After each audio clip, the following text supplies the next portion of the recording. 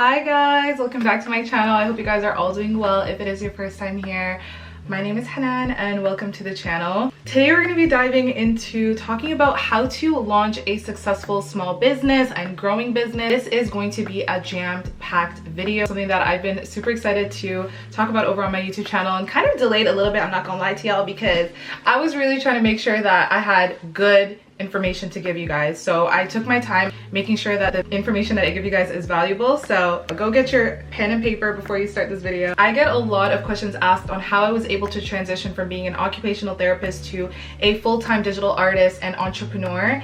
And I'm gonna tell you exactly how I did it. So if you want all the tea, you need to keep watching this video. But first, before we jump in, I do want to thank today's sponsor, Skillshare. If you don't know, Skillshare is an online learning platform with thousands of classes for creatives like you and I. When I was actually first starting out as a digital artist, Skillshare was a game changer for me, and I actually used it to learn different tools on Procreate. Skillshare is designed by creatives for creatives, and the classes are taught by industry experts who are eager to share their tools, their techniques, and professional journeys with you. With a learn by doing approach, you actually are able to create and share your projects after each of your classes and receive valuable feedback from the community. So whether you're looking to improve your art, you want to learn some new business strategies, or you just want to take a class, then Skillshare has something for everyone. They offer classes on everything from digital illustration, graphic design, and even how to market your work on social media. One of the classes that I've been actually using recently has been Ali Abdel's class on mastering productivity. As someone who already uses Notion, it's been really nice to learn how to use Notion in a different way and learn the strategies that he uses. And the best part is Skillshare is offering a free trial of their premium membership to the first 500 people to click the link in my description box below. This is the perfect time to invest in yourself. Trust me, you don't want to miss out on this opportunity. Now, to give you guys a little bit of a backstory on me and kind of where my business background comes from. So I actually grew up with a strong entrepreneurial environment. My mom, Allah yarhamha, was a very successful businesswoman, as was my father, but more so my mom. And I really grew up in that environment and had learned so much from her. You know, I traveled a lot with her on business trips. I'd seen how she interacted with customers, how she interacted with different vendors, and really how her business became successful. And I think I had it in me, and it really drove me to want to start my own business and gave me that confidence. But let me tell you guys, even though I came from a business background, there were still a lot of things that I actually didn't know. There were a lot of things that I'm still learning and have learned from, and a lot of mistakes that I've made. So I hope that this video will be helpful for you and you guys will be able to learn from my mistakes and not repeat them. I feel like this is actually really important and needs to be tackled before we jump into the rest of this video. And there are three things that I want to talk to you guys first. First of all, it's the ability to overcome imposter syndrome. It's really common for a lot of people to feel like they're not qualified for their role in business. They might feel like they're not experienced enough to start a business or have no experience starting a business, and so that can make them feel like they're an imposter. I certainly felt like this a little bit when I transitioned from being an OT to starting my own business, because I only had experience working alongside my mom and starting businesses with her, but never on my own. So that was really, really scary. But you have to remember that everyone starts somewhere. Even experts all started out as beginners. So don't put yourself down. You have something so unique from other people. Your perspective, your ideas, things that are going to make your brand stand out will always be so unique and different from someone else's. And that's your superpower. That's what makes you unique. When you want to combat your imposter syndrome, I want you to think about your achievements. No matter how small or how big they are, what I like to do is actually list out all of my achievements. Everything I achieve, I write it down. So whenever I'm feeling a certain type of way, I'll literally go back to my journal and read my achievements and reaffirm to myself that I'm actually on the right path and I'm doing a great job. Also, focus on your growth and on your learning and not just your end result. If you focus too much on getting to the end goal, when you reach your end goal, which you will, inshallah, you're gonna be thinking about the next thing. You have to enjoy the process. Take it easy, enjoy the learning curve, because it makes the journey a lot more sweeter. And it also makes you a lot more appreciative when you do make it to your goal. Keeping yourself surrounded by people who uplift you and support your ideas and support, you know, your growth and your success. Listen up. Are your ears open? I need you to listen to this tip, okay? Shut your mouth. Be quiet. Be quiet. Stop sharing all of your ideas and what you plan on doing. Oh my god, yeah, like I'm definitely planning on starting this business, inshallah. Babes, shh. I don't want to hear it. I don't want to hear it. No, just keep it to yourself. When you're excited about a new business idea, it's so tempting to want to share it. As someone who is a certified yapper, I know what that's like, okay? Like, I have ideas, I think I'm like, no. Shh. I just found that when you share something a little bit too early, it can lead to just unnecessary, unsolicited advice, people bringing in their own concerns. Sometimes people will get into your head about your business. They might have criticism, and that's going to really dilute your focus. Sometimes when you share too much, people all of a sudden feel like they have things to say about your ideas and your businesses. And also, now you've just set yourself up for expectations that didn't need to be there. Now people are waiting. Why do you have an audience waiting for something that hasn't launched yet? Because now that's going to put pressure on you that didn't need to be there. You already told your friend that you're going to start a business in 1 month. 1 month passed. What happened? What happened? The business didn't start, right? Yeah. Keep it quiet and keep it pushing, okay? Please. When you do this, it's going to allow you to develop your ideas fully without having any outside influence. Also going to prevent other people from discouraging you from starting out your business. And it's going to build this anticipation and curiosity before you actually launch your business. So only share your ideas on a need to know basis. And until you've actually made significant progress towards your business and you're so close to your end goal, then you can actually share. What I would suggest is using, you know, a trusted mentor or a business advisor, or if you have someone who has their own business, to give you feedback instead of sharing with people that have no clue about business and genuinely probably don't even care. I'm gonna be real. They probably don't care. Not every business decision you make will be a success. I know someone who started like 4 or 5 businesses. All of them were a failure. They all failed, but then they went to their next business and it ended up making them 6 figures in like 5 months. You know what the difference was between how they think and how other people think is that they did not give up, and they took those failures as learning opportunities. They didn't view their setback as being a setback, but as warming up for their comeback. Even myself, some of my biggest failures were really preparing me for amazing breakthroughs in my own career. When there's mistakes that you've made, analyze what went wrong and think about how you want to improve. Not everyone starts out with a successful business from the jump, so that's something that you need to be okay with. And also being okay with slow growth, right? Some people's businesses grow after 5 years. 5 years is when they start making a lot of sales. You know, the first year, the second year might be really, really slow. You cannot give up. If this is something you really want, if this is a successful business that you want to see thrive, you have to continue pushing even when you feel like you're failing. One of the most important things to building a strong foundation for your business is actually first identifying who your niche is and who your target market is. It's not just about choosing what it is that you want to do, but it's actually about finding that sweet spot between your passion, your skills, and also what the demand is in the market right now. For example, my niche was actually combining my love for digital art with culturally relevant themes. So for example, I was able to combine Muslim women in West African culture, East African culture, really combining that. My streetwear series is an example of that. So for me, in my business, I noticed that there was a gap in the market for modern, culturally relevant artwork that people could relate to and see themselves in. And that realization for me was a game changer because I was able to take that and put that into my business. So when you want to find your niche and think about who your target is, you want to first list out what are your passions and what are your skills. Then you want to go ahead and research market trends. Now, research is so important, you guys.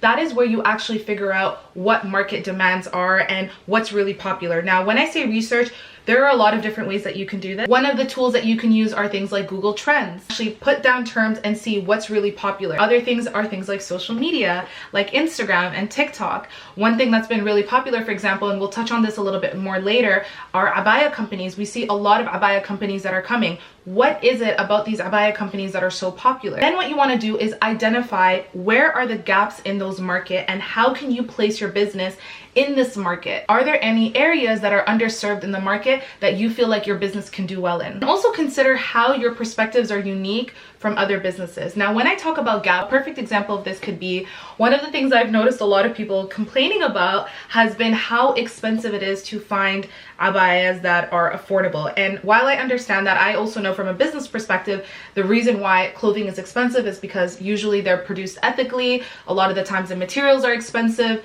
etc., etc. And so there are some people who are willing to make their abayas cheaper. So their strategy might be to make abayas more affordable so more people can buy it. So they're serving a particular market versus someone else's business model might be, no, my abayas are going to be this price because of how much I'm putting into it, and also maybe their brand is more of a luxury brand, right? So you can see the difference between the two. Remember, for your business, you want your niche to be specific enough to stand out, but also broad enough to have a sizable audience. The next thing you want to do is you're going to develop something called your unique value proposition, otherwise known as UVP. This is basically what makes your business unique. It's also what your core promise is to your customers. What is it about your business that's going to make you stand out against your competition? For example, like I told you guys before, my UVP for my digital art was creating art that was culturally relevant, but also modern at the same time. The type of artwork that I create attracts a certain type of audience. When you're developing your UVP, what problem are you trying to solve through the products that you're selling or the services that you're going to be selling? Let's use the example of a business that wants to make custom handmade jewelry. Your target audience's issue is that they find it very difficult to find high quality personalized jewelry. How your product or service is going to solve this problem is that your brand allows people to have handcrafted jewelry that's customized. It allows them to choose their designs, the stones, how they want to craft the jewelry, and they can even engrave it if they want to have personal stories. So that's the problem that you're actually solving through the brand. And for the solution that makes it unique for this brand is that the jewelry is crafted by hand. Like, that is what is the value of your brand. So you really want to think about what it is that you're bringing to your customers, what it is that's unique about your business, what is it that's going to make your business stand out. So that's what your UVP is. What is the key benefit of a customer deciding to choose your business in comparison to someone else's? You need to be able to clearly state what your business is all about and why your business is important and why people should be willing to spend their hard-earned money towards your business. This is really, really important, and it's something that I didn't do, and it caused me so much turmoil, and that is creating a business plan. Now, I know it might seem intimidating when you hear business plan because you're probably thinking, how the heck am I supposed to create a business plan? What does a business plan look like? Like, I know what I want to create, but how do I structure that? But trust me, I can tell you this right now, it's not as complicated as it seems. And I wish I knew this early on because it would have saved me so much time, energy, money. But because I avoided that and I jumped right into it, I had to learn the hard way. It also will allow you to potentially have investors, partners. You really don't know where your business can take you. You can start off small right now. Everybody starts off small. And when you have a structure towards what your business is going to look like, it will take you so far. One of the mistakes that I made was pricing my products a little bit too low, and I didn't actually analyze my cost properly before I launched my business because I didn't actually understand my target audience and who it was that I wanted to sell to. I knew that I was able to sell the products, but who is my target audience? Actually knowing exactly what it is that you want to achieve, whether it's a 5-year plan, a 10-year plan, a 1-year plan, you need to clarify your goals and have them written down. That's going to help you to keep focused and also keep motivated because you know what your vision is for your business. So for example, if you decided that you want to start an abaya business or a clothing business, understanding, do you want to have a business that sits on trends? You know, for example, cheetah print is really in right now. Are you really into trends for your business? Is that the market that you want to have for your business, where you hop on trends every time they're there? Or do you want to be a more minimal brand where, you know, you sell things that aren't based on trends but are based on minimalistic style? What does the market look like for that? You know, doing the research and looking at what your audience looks like and what they need from you so that that can help to guide developing your products. The next thing you want to think about in your business plan is being able to manage your finances. You guys, this is so important. I'm going to jump on this a little bit more later on. You have to have realistic sale goals set up early on. So for example, if you first start out your business and you're spending a certain amount of money for a product, you need to know how much money you're putting into your business and how much money you want to make out of your business. You don't just put all of your eggs in one basket and hope to make sales. You really have to understand your target audience, understand how much money you can put into a business, and really understand what those projected sales may look like. Now, with that being said, business is not 100% guaranteed in terms of what your sales are going to look like, right? That is a part of a business. Not every launch, not every product that you put out there is going to be successful. It's not every time that you put out a product that it's going to sell out. You don't know what people are more aligned with or attracted with. And lastly is really planning for your growth. So creating sort of a roadmap and an idea of what you want your business to look like. Do you want to stay a small business for the next 2 years? Do you want your business to be a large business? Do you want your business to have storefronts? What do you want your business to look like in the next few years? When you do that, it's going to make you scale out your business a lot more easily, and it will make the process a lot more smoother for you. You should have a brief overview of what your business is all about in your business plan, have a description of your company, have a market analysis section, and that just means understanding who your target audience is, who your target market is, what your competitors look like. Look at other people who are in the same industry as you. So for example, if you, like I said, let's bring up the abaya business again. Looking at other abaya companies and seeing how they market their business, who their target audience is, how they're marketing their business, what products they're selling. You should also be very structured and organized. In your business plan, you should also list out the products that you're going to be selling. Are you going to be selling hijabs? Are you going to be selling skirts? Are you going to be selling only abaya? And then your marketing and your sales strategy, which we're going to talk about a little bit later. That should also be included in your business plan. And lastly, the thing that we've just talked about, which is financial projections, where you see your money going, how much money you want to put into it, how much money you want to make out of your business. Because at the end of the day, y'all, business is about money. I mean, there's more to it, but the fundamental part is so that you can profit off of something that you're working on. So you can profit off of the products that you're selling. It's to make money. If you want to do that, you need to be organized. You need to have structure with your business. And you also need to understand why it is that you're creating this business. You have to have a strong foundation and you have to really know why you're doing it. A lot of people start businesses because they're like, you know what, I need to start another side hustle. Your small business could be your side hustle, that's fine, but you need to treat it like work. You need to treat it the same way you would treat a job, the same way you would treat your career, and take it seriously if you actually want to see it succeed. Now, the next part is something that's not too fun to talk about, but we got to talk about it, okay? Because this is a part of the business that makes people the most confused, and I think is what actually takes people away from wanting to start a business, and that's the legal and financial considerations that come with starting a business. This is not an exciting part of a business, right? But it's also the most important, because if you start this off correctly, your business is going to thrive. I wish I did that from the very beginning, you guys. I've talked about this before, how I jumped right into starting my business and things were all over the place. Let me give you a perfect example, okay? I'm not ashamed to admit this. I'm gonna admit it, okay? I've learned though, okay? That was like 3.5 years ago. I've never made the same mistake again. But one of the mistakes that I made was not separating my business account from my, personal account, which is, again, just so foolish of me. But like I said, I started this on a whim. I was also in school at the time, just wasn't thinking. And while that was great because, I was seeing money coming in, I'm like, damn, the money's coming in, let's get into it. I was spending that money. Yeah, I was spending my business money. And that wasn't very smart, because at the end, when it was tax season, me and the accountant we were both scratching our head like this. I don't even know what to tell you. I bought a cute outfit, like, no, I should not have done that. While I was in a position to be able to pay myself out through my business, I actually didn't know how to do that. I wasn't thinking about that. Everything was just all confusing. Do not make that mistake. Separate your finances. I had to learn about things like accounting, taxes, building a proper, strong business structure. One of the things that I would highly suggest doing, and I would really suggest you guys invest in, is consulting with a small business advisor or an accountant, so that you're setting up your business from the jump really well, and that you're doing everything correctly from the jump before you actually start selling your product.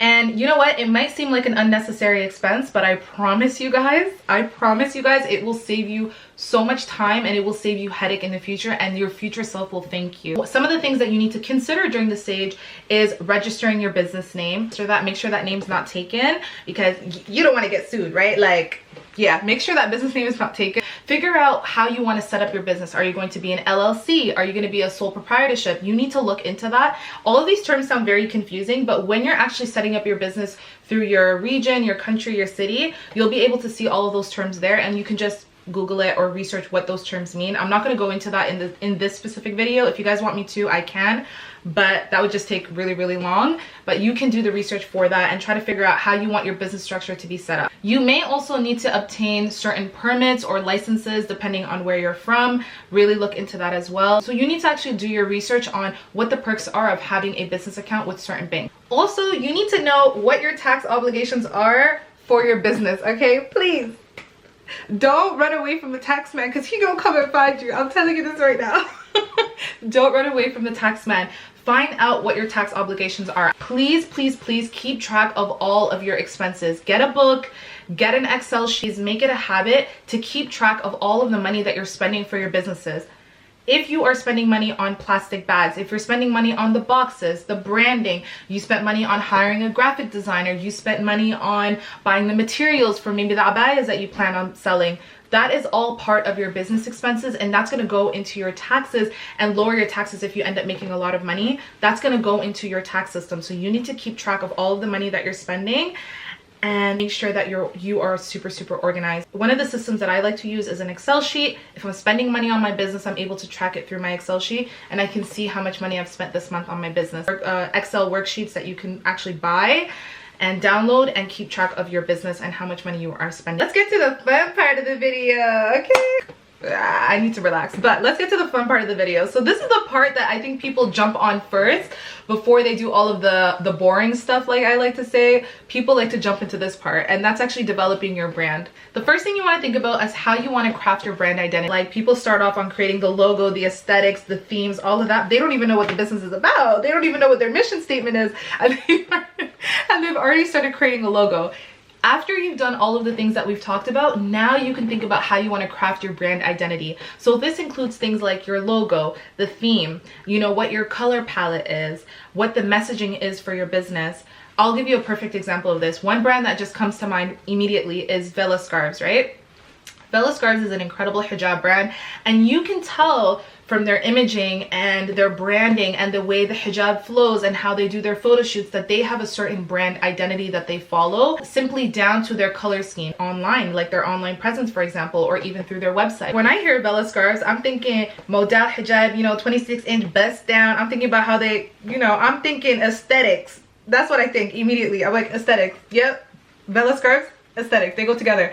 Why? Because of how they branded their identity and how they branded their business. I'll give you an example for my personal business. So with Hanan's Corner, when people see Hanan's Corner or they think Hanan's Corner, they think art. They think, you know, cultural art, you know, art that's very unique and different and fun. My brand identity, as soon as people see my artwork, they can identify that with my brand because my art style itself is very unique and different. Whether I do this art style or this art style, people can tell immediately that it's my work.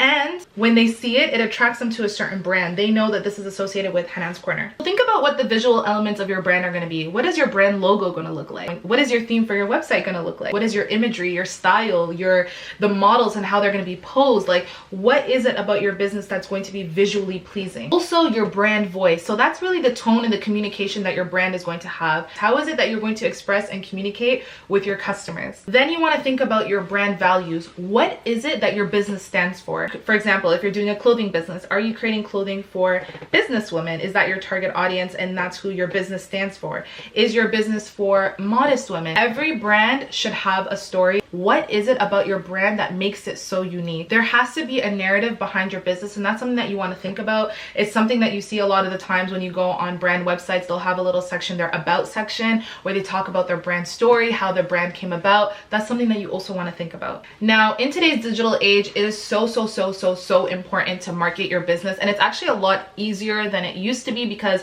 back in the day, if you wanted to start a business, the way that you would market was through word of mouth. There was no Instagram, TikTok, all of this, you know, Facebook. There was no way of really marketing your business to a wider audience. Everything was through word of mouth or through physical storefronts or through, back in my day, we had something called the phone book, okay? If you wanted to look people up, look up businesses, we had a phone book. Very different, okay? Did I age myself?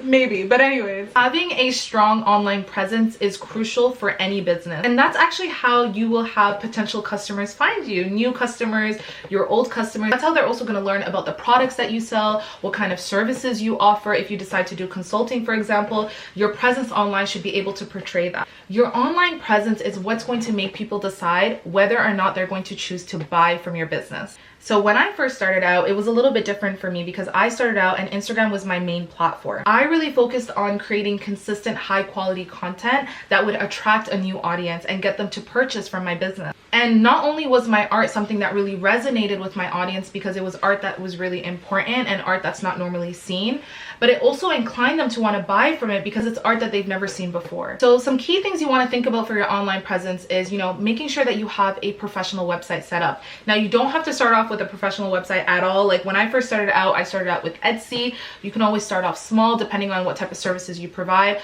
I really highly recommend starting out with a professional website because you have control over that, but it's completely up to you and whatever really floats your boat. You want to also make sure that you're active on your social media accounts. Now, people do not like to hear that you need to be consistent, but I don't know how many times I can tell y'all, you need to be consistent. One thing that people talk about so much is when someone loses weight. Oh my God, how did you do it? How are you able to lose weight? I'm finding it so difficult. What they did was remained consistent. They pushed through and they didn't rely on motivation. They relied on their discipline. And that allowed them to get through farther because they did 1% every single day. And then that snowballed into what?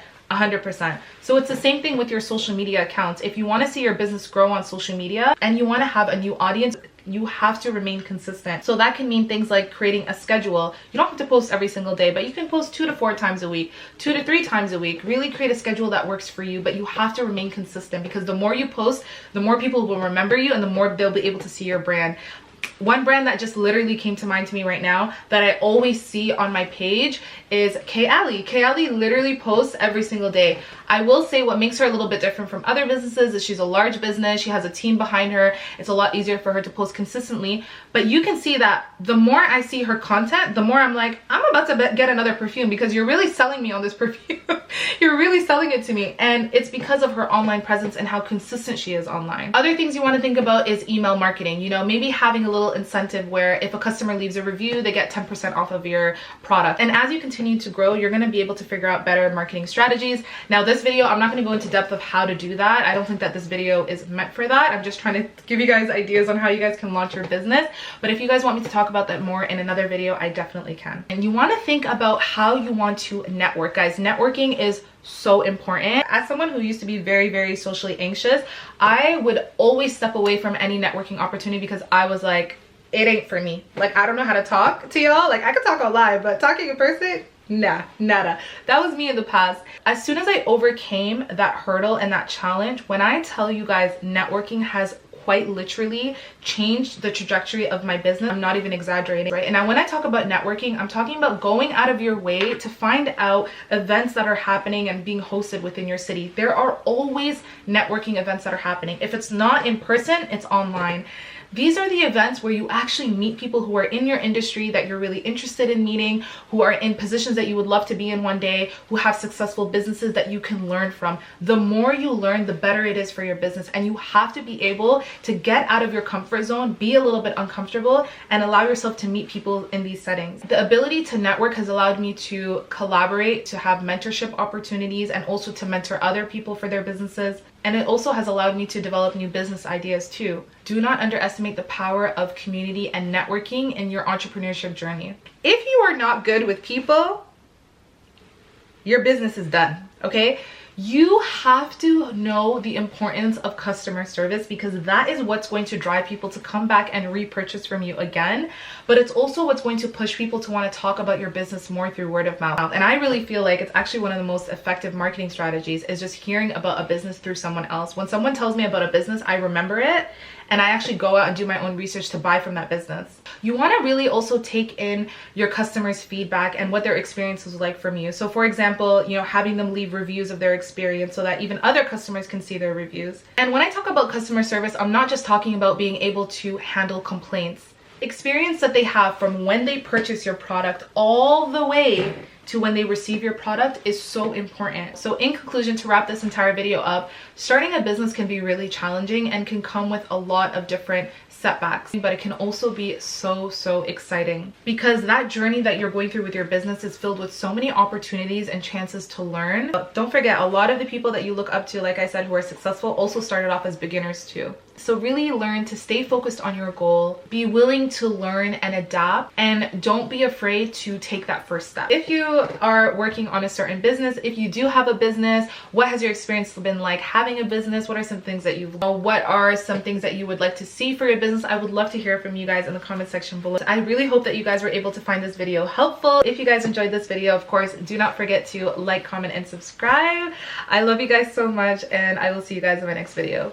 Love you. Bye.